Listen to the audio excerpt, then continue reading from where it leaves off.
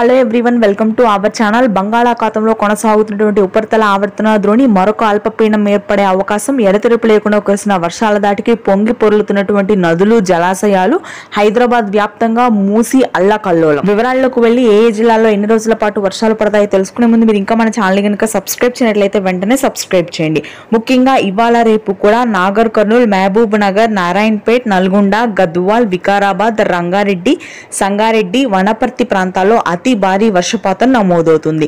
దాదాపుగా 2 రోజుల పాటు ఈ వర్షాలు నమోదు కానున్నాయి. హైదరాబాద్ నగర వ్యాప్తంగా ఎడతెరిపి లేకుండా కురిసిన వర్షాలకి చాలా ప్రాంతాలు నీట మునిగాయి. దాదాపుగా ఇవాళ రేపు కూడా తేలికపాటి నుంచి మోస్తరు వర్షపాతం కొనసాగుతుంది. ఆదిలాబాద్, ఆసిఫాబాద్, నిర్మల్, నిజామాబాద్, జగిత్యాల, జయశంకర్ భూపాల్పల్లి, ములుగు, భద్రాద్రి కొత్తగూడెం, పెద్దపల్లి, మంచిర్యాల ప్రాంతాల్లో కూడా మోస్తరు నుంచి భారీ వర్షపాతం నమోదయ్యే అవకాశం ఉందని వాతావరణ కేంద్రం హెచ్చరికలు జారీ చేసింది. ఇక మధ్యాంధ్ర జిల్లాలో ప్రస్తుతానికి కొంతమేర ఉష్ణోగ్రతలు పెరిగినప్పటికీ కూడా సెప్టెంబర్ 29 నుంచి అక్టోబర్ మొదటి వారంలో భారీ వర్షపాతం నమోదవుతుంది మరొక ఉపరితల ఆవర్తన ద్రోణి ప్రభావంతో.